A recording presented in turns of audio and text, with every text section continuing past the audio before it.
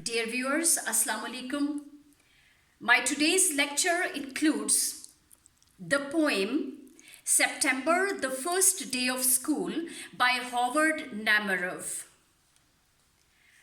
This is a very beautiful poem about the complex feelings of the father who is taking his son to school for the first time. When his son gets admission in grade 1 and he is leaving his son for the first time at school. Viewers, it is something natural with all the parents when they leave their children for the first time at school, they feel the same. Their feelings are complex. They don't want to leave their children in unfamiliar surroundings. And naturally, they are worried. Same is the feeling of the father who is taking his son to school for the first time. And then it depicts the natural feelings of a parent who is reluctant to leave his son in an unfamiliar environment. He and his son are holding hands on the way to school. Father is worried, and when he leaves him at the door of first grade, he cannot control his feelings and he starts crying. His son goes into the classroom while father stays there outside the classroom door for the long time, thinking about his own childhood when his father left him at the door of the first grade, and he remembers that how he wept a lot on that very day. Thinking how his son will face the challenges of life. For the first time, he is leaving his son into a social environment. And he is worried that in classroom, sometimes he will be given individual tasks to solve. Sometimes they will have to face some collective assignments, some collective tasks to be done by the teachers. So the father thinks about Prophet Joseph, who suffered with various trials in his life, but at the end, great kindness came of it, and he became the second rich man in Egypt. He says that he thinks about the example of Prophet Joseph, that he suffered a lot throughout his life, but great kindness came of it in the end. Then he thinks that his own son will face the challenges of life, but he hopes that great kindness, great success may come of it after after facing all these challenges in life. Great success may come at the end. Now, dear students, dear viewers, let us read a poem with its explanation. In stanza number 1, we see, "My child and I hold hands on the way to school." I and my child are holding hands. Holding hands here refer to a strong bond between parents and children. They are attached to each other closely. Deep love of parents and children. Holding hands on the way to school. They are holding hands tightly. And when I leave him at the first grade door, finally when they reach at the door of first grade, he cries a little but is brave. Although child cries, he does not want to let go the hand of his father. But little child seems to be brave to face the challenges of life, to face all the difficulties that will come in his way in order to reach his destination. He says that my child cries a little, but he seems to be brave. He lets go my hand. He does let go. But my selfish tears remind me how I cried before that door a life ago. He recalls his own first day at school and he says that I still remember that when my father left me here at the door of the first grade, I cried a lot. I may have had a hard time letting go. He says that I might have a very difficult time. It might be very tough for me to let go my father's hand. My son, he gives his own example when he was left by his father at the door of the first grade. And he says that it was such a difficult time for me to detach the hand of my father and go into the classroom. So he says that my son might have the same feelings at present when he let go my hand and went into the classroom all alone. Now, in the first stanza, you have seen that there are complex feelings of the father. It is such a difficult time for a father to leave his son for the first time at school. He is very confused. He does not want to let go his son's hand. Then he remembers his own time when he was left by his father at the same door. He cried a lot and it was such a tough time for him to go into the classroom all alone. And he feels the same for his own son. Coming to the next stanza. What does he think? What will happen in the classroom? Now, he says that each fall the children must endure together. He says that all the children will undergo, will face, will suffer together so many things, so many difficulties, so many challenges in the classroom environment. Definitely, classroom environment is not something very easy or smooth going. Child has to sit with so many other children coming from different backgrounds. He has to face all the tasks which the teachers will give to him. So he says that each fall the children must endure together. They will suffer together. What every child also endures alone. Sometimes they will be given tasks collectively to solve in groups. Sometimes they will be given individual tasks to solve. Sometimes they will be given collective tasks in the classroom by the teacher. Sometimes individual tasks. And he has to face different challenges and difficulties in the classroom environment. So he thinks about the classroom environment in the second stanza.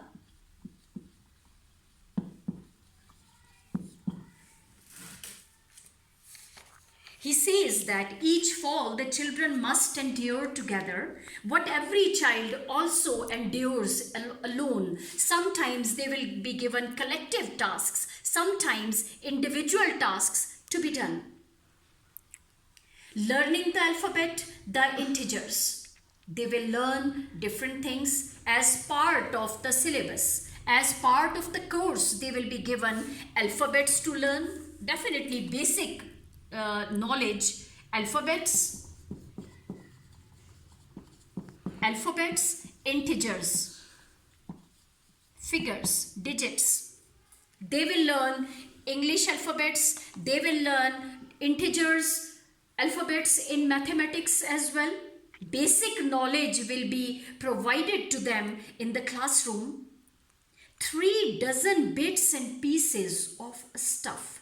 He says that there are so many other things besides these alphabets and integers. Learning process is not smooth going. It is something difficult. So he says that they will be given so many other things in bulk, 3 dozen bits and pieces. A bulk of things will be given to them in bits and pieces slowly with the passage of time to learn, to take tests as well. So arbitrary, so peremptory.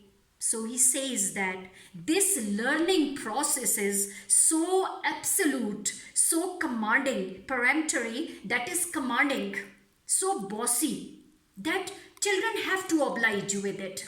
Whatever will be imposed on them in the classroom environment, they will have to oblige with it. Like whatever will be given to them, he means to say that learning process is so commanding and arbitrary. It is arbitrary because all the things are imposed on the students by the teacher in the classroom, and they have to take it. They have to do according to the teacher's demand. So this learning process is formal. One has to take it. So he says that it will be imposed. Learning process is so commanding that it is imposed on the students in the classroom, and they have to learn it. They have to face it. 3 dozen bits and pieces of a stuff. One has to oblige with both visible and invisible things. That world, visible and invisible, bow down before it. He means to say that there are some things which are seen, which are visible, which they have to face. Some invisible things will happen to them, and they have to suffer with it. They have to tolerate it. They have to face it. Both visible and many other invisible things will come in their way, and they have to face it. So he says that the children must face hardships to learn in the real sense. Otherwise, learning process is not easy. Although it is highly valuable, one has to learn alphabets. One has to learn integers because this is the basic knowledge they have to learn. Then there will be a huge bulk which will be given to them. The things will be given to them in bulk, and they have to learn it. So there are so many visible and invisible things which will come in their way, and they have to face it. He says that the world's invisible and visible bow down before it. Both seen and unseen things will be given to them. There will be unseen challenges, unforeseen situations which will come in their way, and they have to face them. Now coming towards my third stanza. Now here the poet gives allusion to the story in the Bible. He alludes to the biblical story of the prophet Joseph and his dream. He says that prophet Joseph saw a dream that the bundle of corns bowed down before him, and then after a few days he saw another dream that the stars bowed down before him. Now, what was the immediate result of that dream?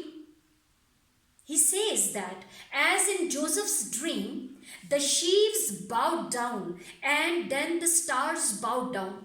He says that once prophet Joseph saw a dream in which bundle of corns bowed down before him, and then the stars bowed down before him. It is a biblical story. He alludes to the biblical story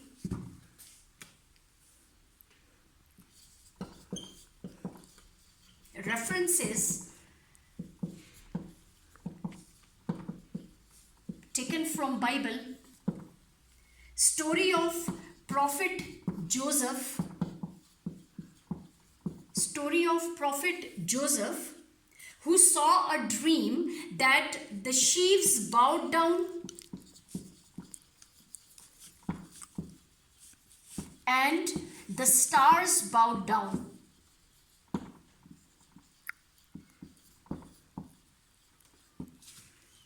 So he tells us the story. He thinks about the sufferings of Prophet Joseph, and he says that Prophet Joseph once saw a dream that sheaves bowed down, sheaves, bundle of corns, bowed down before him in his dream. It was his dream that bundle of corns bowed down, and then after a few days he saw another dream that the stars, 11 stars, bowed down before him.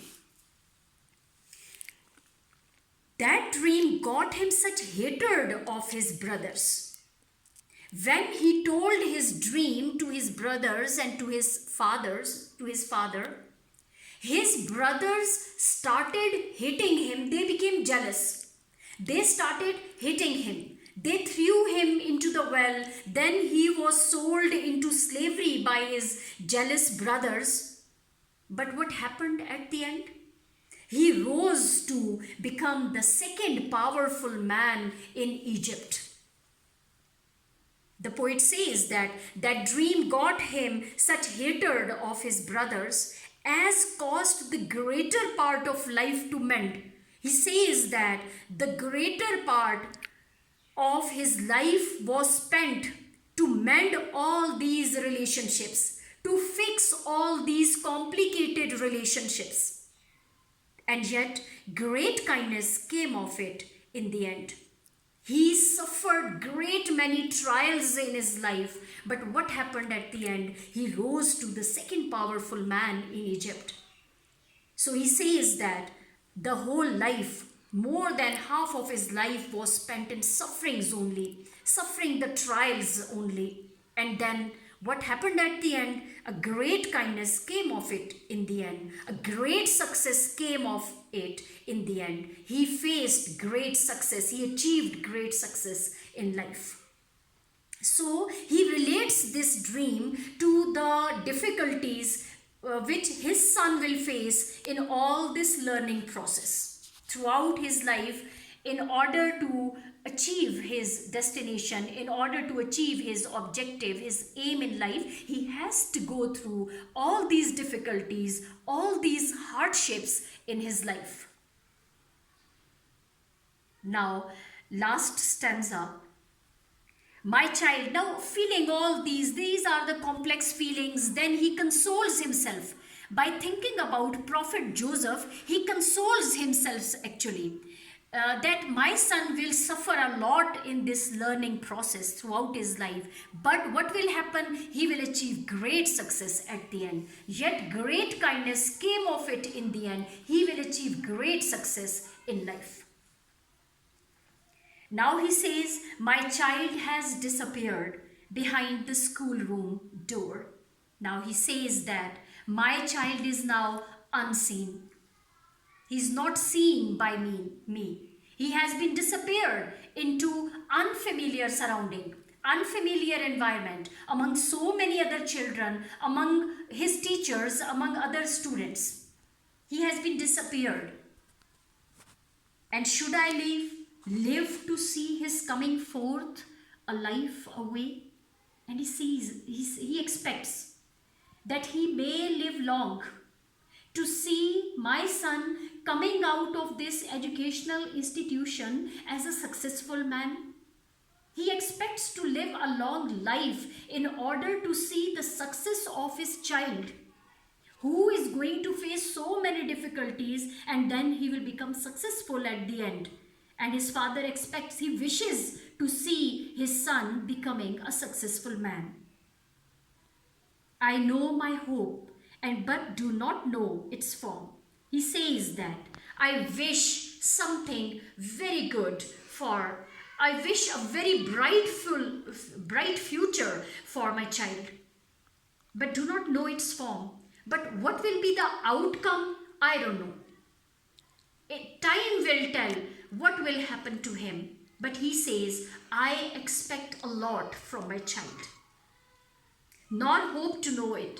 I don't hope to know what will be the end result of my child's achievements or my child's hardships. May the fathers he finds among his teachers have a care of him more than his father could. But at present, he again consoles himself by praying to Almighty Allah that his son, again he becomes worried about his son, what he will do with so many strangers inside the classroom. And he says, and he prays to Allah that may he find father-like figures among his teachers. May his teachers treat him like his own father. He says, may the fathers he finds among his teachers have a care of him more than his father could. May his teachers take care of him even more than his own father. How that will look, I do not know. I do not need to know. He says that what will happen, how things will look with the passage of time, I do not know, and I don't need to know. Time will tell everything. I don't need to know anything. But I expect, I have my own wish. I expect a lot. But at present, I hope that teachers will treat my son like father. Even now, last two lines of this poem have their own significance. They say that even our tears belong to ritual. The tears that we shed on different occasions, our tears are ceremonial. Our tears are ceremonial according to the occasion. They are formal. Sometimes we weep, we shed tears in happiness. Sometimes we shed tears when we are sad. In grief, we shed tears. So they are ceremonial. They are according to the occasion. They are according to the situation.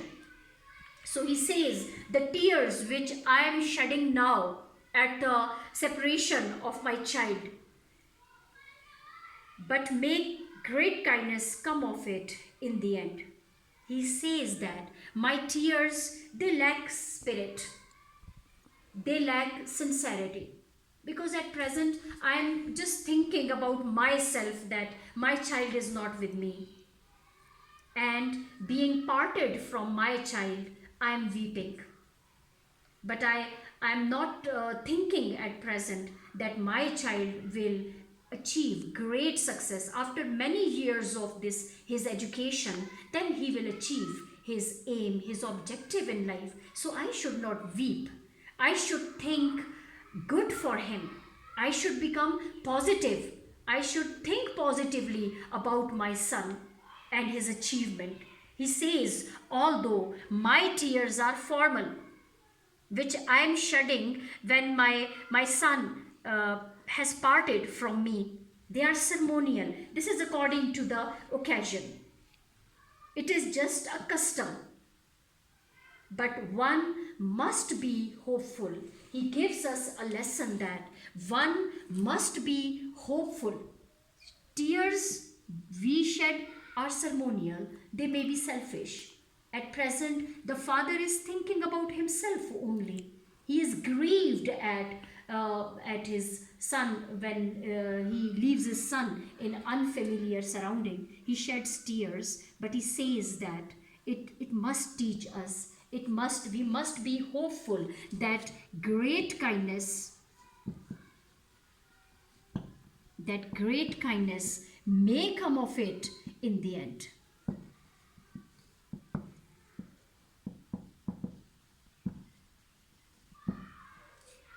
The poet means to say that we suffer hardships in our lives in order to reach our destination. We may suffer so many challenges in life. Sometimes they are seen, sometimes they are unexpected, they are unseen situations which we have to face.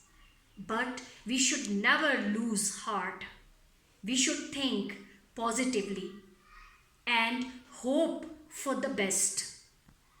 We should hope that great kindness may come of it in the end. I hope you have liked my lecture. If you find any difficult thing in the poem or you have not understood any point, you may write in comment. It is my pleasure to explain it again. Please don't forget to like my video.